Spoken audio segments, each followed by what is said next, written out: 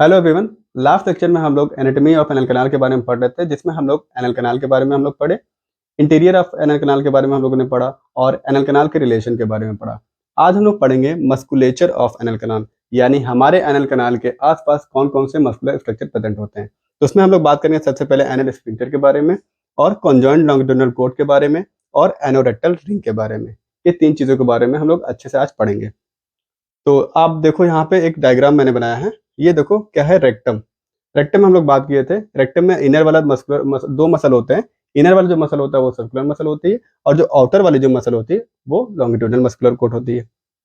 और ये आप देखो, ये एनोरेक्टल रिंग है हमारा। ये लीवेटर एनाई मसल होती है दोनों साइड। ये हमारा इंटरनल स्फिंक्टर, ये एक्सटर्नल स्फिंक्टर। इन दोनों के बीच में कॉन्जॉइंट लॉन्गिट्यूडनल कोट, और ये डेंटेट लाइन। ये इंटरनल स्फिंक्टर एक्सटर्नल स्फिंक्टर के बीच में हमारे एनल ग्लैंड्स प्रेजेंट होते हैं, और इंटरनल स्फिंक्टर एक्सटर्नल स्फिंक्टर के बीच में ये दो स्पेस जो होते हैं इन्हें बोलते हैं इंटरस्फिंक्टिक ग्रूव। और ये हमारा व्हाइट लाइन ऑफ हिल्टन या फिर हिल्टन लाइन। शुरू करते हैं। सबसे पहले हम लोग बात करेंगे एनल स्फिंक्टर के बारे में। उसमें हम लोग पहले इंटरनल स्फिंक्टर के बारे में पढ़ेंगे। इंटरनल स्फिंक्टर क्या होता है? These are the continuation of circular muscle of rectum which goes up to the Hilton line। ये हमारा हिल्टन लाइन है, ये हिल्टन्स लाइन, हिल्टन्स लाइन। तो इंटरनल स्फिंक्टर जो होता है, it is a continuation of circular muscle of rectum which goes up to the Hilton line, जो कि हिल्टन लाइन तक की तरफ जाता है। These are smooth muscle. ये जो मसल होती है स्मूथ होती है, and supplied by autonomic nerve. ये ऑटोनॉमिक नर्व द्वारा सप्लाई होती है। इसका मतलब ये इनवॉलंटरी नेचर होती है, हमारे इच्छा अनुसार काम नहीं करती। और बात करेंगे ये एनल टोन को जो होता है, लगभग एनल टोन की बात करें, एनल टोन की बात करें तो लगभग 85% एनल टोन को मेंटेन करती है। और इसका जो कलर होता है वो बिल्कुल वाइटिश कलर का होता है, बिल्कुल वाइट कलर का होता है, और बिल्कुल वाइट कलर का होता है। और फिशर के केस में, जो फिशर के मरीज होते हैं उनमें क्या होता है, इंटरनल स्फिंक्टर स्पाज्म में चले जाते हैं, जिसे हम लोग कहते हैं एनल स्टेनोसिस। तो लेस देन 30% इसी स्फिंक्टर को लेस देन 30% इसी स्फिंक्टर को कट डाउन कर देते हैं, इसको कट डाउन कर देता है, जिससे इंटरनल स्फिंक्टर का स्पाज्म खत्म हो जाता है, और फिशर में स्पाज्म खत्म हो जाएगा तो पेशेंट को रिलीफ मिल जाता है। और इसके बाद इसकी जो नर्व सप्लाई होती है वो इंफीरियर रेक्टल नर्व द्वारा सप्लाई होती है, और पेरिनियल ब्रांच ऑफ S4। ये इसका नर्व सप्लाई के बारे में बात होगी। अब हम लोग बात करेंगे एक्सटर्नल स्फिंक्टर के बारे में। एक्सटर्नल स्फिंक्टर को थोड़ा सा हम लोग देखेंगे दूसरे डायग्राम में। उससे पहले थोड़ा सा हम लोग एक मॉडल में भी देख लेते हैं इंटरनल स्फिंक्टर के बारे में। ये मॉडल में लोग देखते हैं, ये हमारा रेक्टम है, ये हमारा रेक्टम है, ये एनोरेक्टल रिंग है। और रेक्टम में दो टाइप के मसल होते हैं, इंटरनल वाला, इनर वाला जो होता है सर्कुलर मसल होता है, आउटर वाला लॉन्गिट्यूडिनल मसल होता है। तो जैसे कि मैंने बोला, it is the continuation of circular muscle of rectum which goes up to the Hilton line. Internal sphincter हमारा जो है ये रेक्टम के सर्कुलर मसल का कंटिन्यूएशन होता है, जो कि हिल्टन लाइन तक, ये हिल्टन लाइन है हमारा, हिल्टन लाइन तक ये जाता है। ये व्हाइट वाला जो है ये इंटरनल स्फिंक्टर है, और ये ब्राउन वाला जो है एक्सटर्नल स्फिंक्टर है। इंटरनल स्फिंक्टर एक्सटर्नल स्फिंक्टर के बीच में जो स्पेस होता है उसको बोलते हैं इंटरस्फिंक्टिक स्पेस। ये इंटरनल स्फिंक्टर के बारे में बात हो गई। अब हम लोग एक्सटर्नल स्फिंक्टर के बारे में बात करेंगे, वो दूसरे डायग्राम में देखेंगे। हम लोगों ने इंटरनल स्फिंक्टर के बारे में देख लिया, अब हम बात करेंगे एक्सटर्नल स्फिंक्टर के बारे में। एक्सटर्नल स्फिंक्टर, ये आप देखिए, ये दूसरे डायग्राम में कोरोनल सेक्शन है, ये हमारा इंटरनल स्फिंक्टर है या एक्सटर्नल स्फिंक्टर है। तो एक्सटर्नल स्फिंक्टर जो होता है, it is a continuation of levator ani muscle. ये लिवेटर एनाई मसल का कंटिन्यूएशन होता है, और हमारा लिवेटर एनाई जो मसल होता है वो दो मसल से मिलकर बना होता है, ट्यूबोकोकेजेस और इलियोकोकेजेस। तो it is external sphincter is a continuation of levator ani muscle which cover the whole anal canal. ये पूरे एनल कैनाल को चारों तरफ से कवर किया रहता है।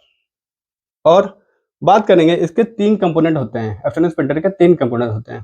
पहला सबक्यूटेनियस, सुपरफिशियल और डीप, तीन कंपोनेंट होते हैं।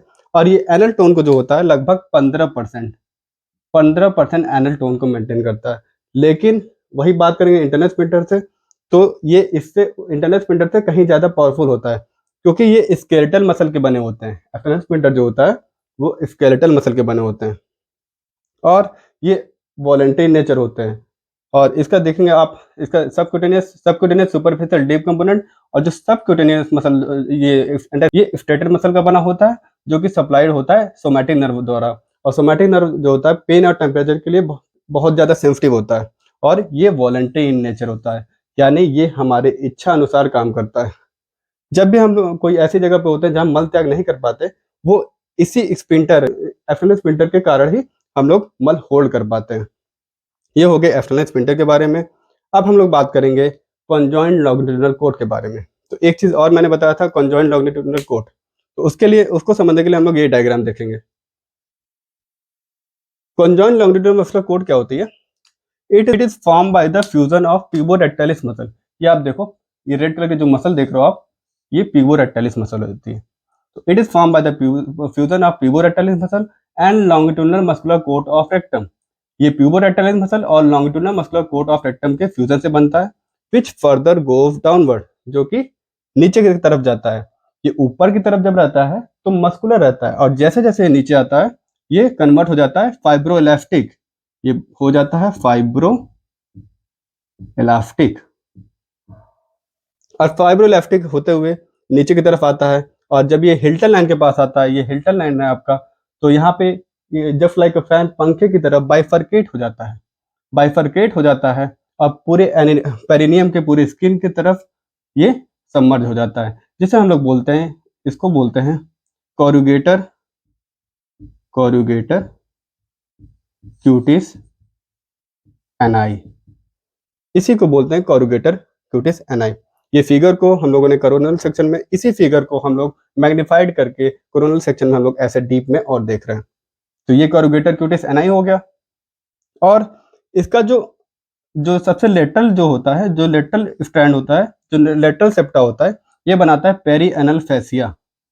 लेटरल वाला बनाता है पेरीएनल फेसिया, मीडियल वाला बनाता है anal intermuscular septa, anal intermuscular,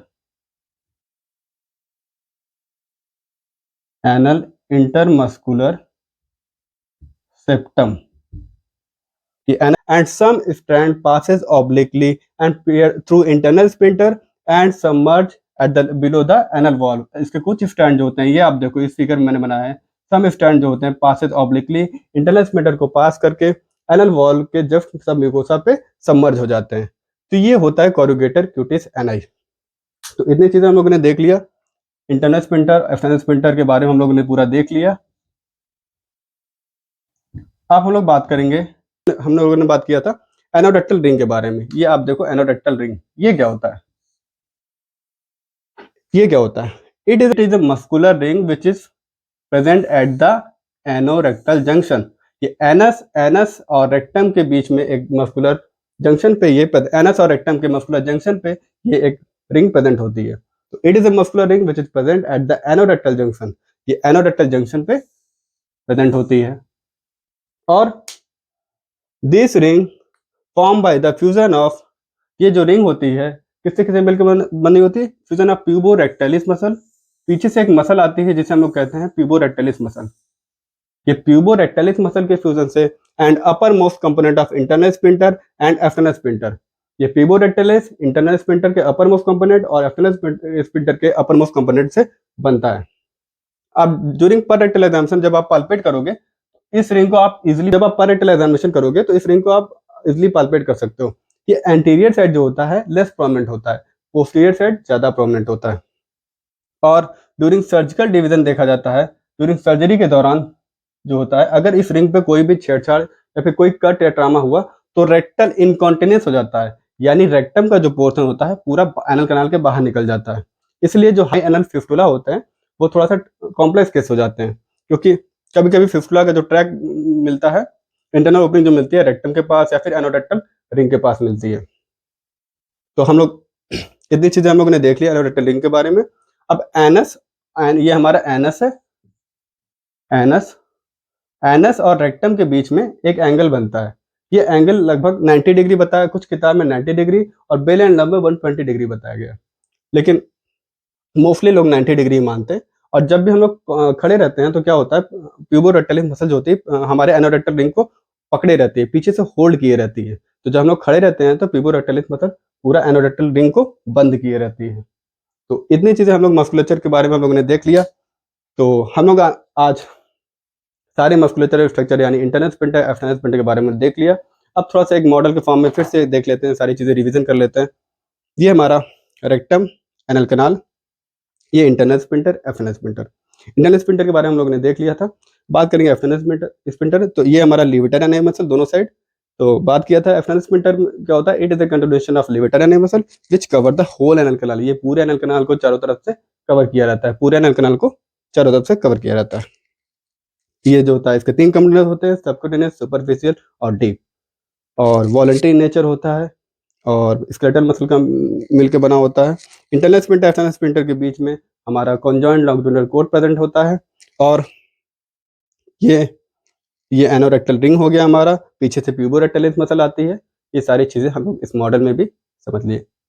तो अगले अगले टॉपिक पे हम लोग, अगले लेक्चर में हम लोग बात करेंगे blood supply, nerve supply, lymphatics के बारे में और कुछ सर्जिकल स्पेसेस होते हैं उसके बारे में। थैंक यू, मिलते हैं नेक्स्ट वीडियो में। Thank you so much for watching.